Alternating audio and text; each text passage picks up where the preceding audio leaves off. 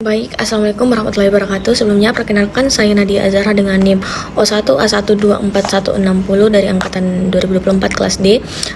Sebelumnya, terima kasih atas kesempatan yang telah diberikan kepada saya. Di sini saya akan menjelaskan tentang kestabilan obat. Dan adapun obat yang saya ambil itu adalah obat domperidon.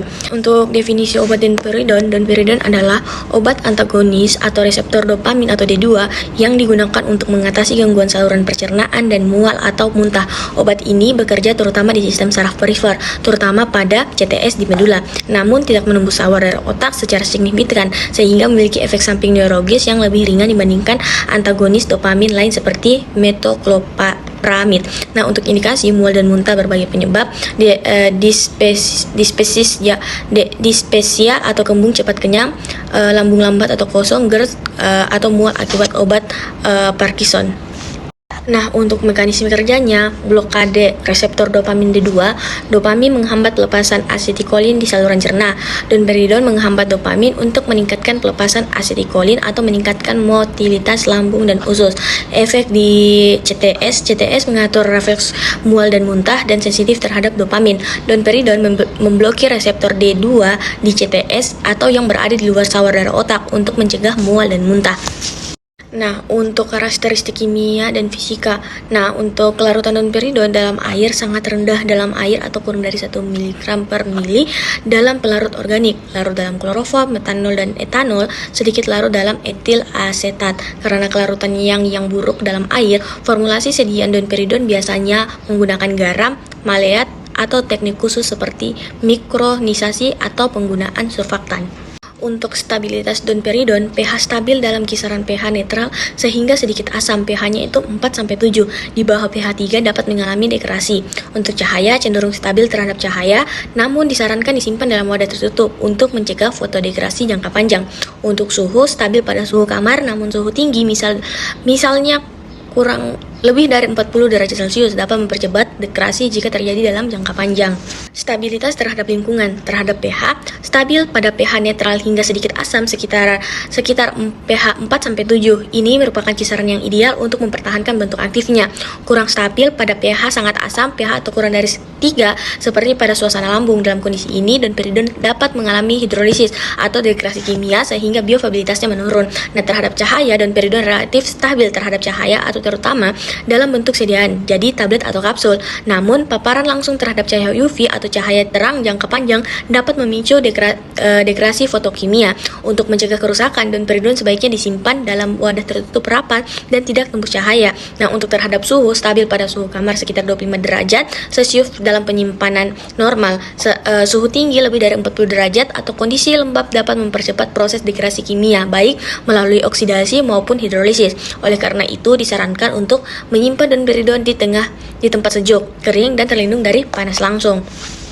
Nah, untuk formulasi dan teknologi farmasi domperidon, kelarutan dalam air menjadi tantangan utama, membutuhkan strategi peningkatan kelarutan seperti solid dispersion, penggunaan surfaktan, mikronisasi, dan nanoteknologi. Nah, efeksipien penting yang sering digunakan PVP atau sebagai pembentuk solid dispersion, laktosa atau MCC sebagai pengisi, magnesium stearat sebagai pelumas, atau crospovidon sebagai disintegran. Sistem pelepasan dimodifikasi. Domperidon tersedia dalam bentuk pelepasan tertunda dan pelepasan lambat untuk meningkatkan efektivitas dan mengurangi efek samping. Biofabilitas dan farmakokinetik domperidon. Untuk absorpsi dan pH lambung, domperidon memiliki karakteristik absorpsi yang dipengaruhi oleh pH lambung, merupakan basah dengan pH sekitar 7,9. Absorpsi terutama terjadi di usus halus. Kelarutan domperidon meningkat dalam lingkungan asam seperti lambung. Peningkatan pH lambung misalnya akibat penggunaan antasida atau penghambat pompa proton dapat menurunkan kelarutan dan mengurangi absorpsi domperidon. Biofabilitas oral sekitar 13-17% akibat bypass metabolisme yang efektif. Untuk distribusi dan eliminasi domperidon, volume distribusi tinggi sekitar 5-6 liter per kilogram menunjukkan distribusi luas ke jaringan. Ikatan protein plasma sekitar 91-93%.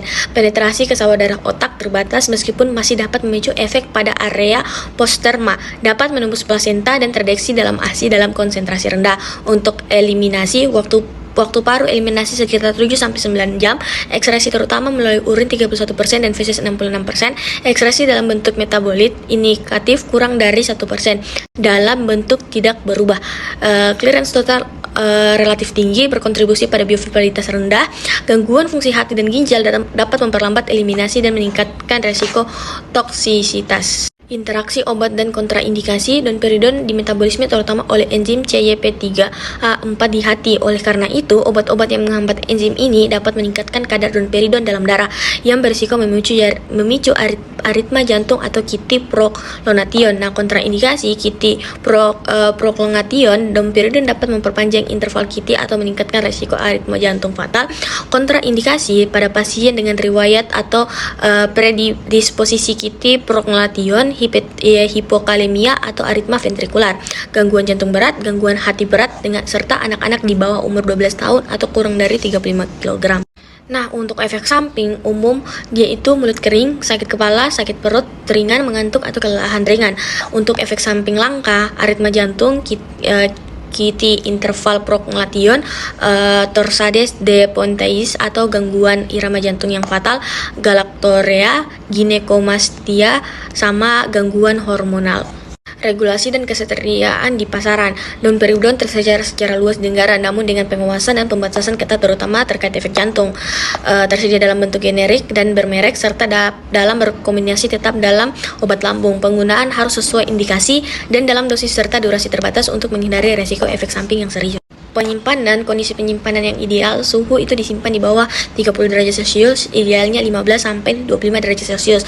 Kelembapan, hindari tempat lembab, gunakan wadah tertutup rapat. Cahaya, simpan di tempat terlindung dari cahaya langsung. Sediaan itu cair, jangan dibekukan, kocok sebelum digunakan, umumnya memiliki masa simpan terbatas setelah dibuka, misalnya 14 hari.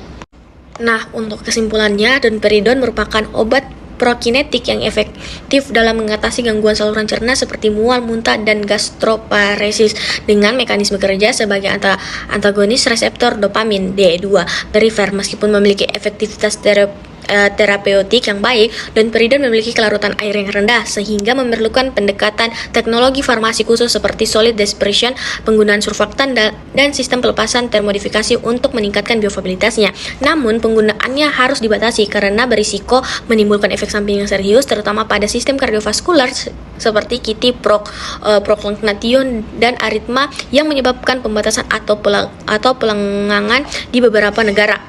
Domperidon tersedia dalam berbagai bentuk sediaan, baik tunggal maupun kombinasi, dalam versi paten maupun generik. Dengan pertimbangan keamanan dan efektivitasnya, domperidon masih memiliki potensi besar untuk dikembangkan lebih lanjut, terutama dalam bentuk sediaan yang lebih aman dan sesuai untuk populasi rentan seperti anak-anak dan lansia.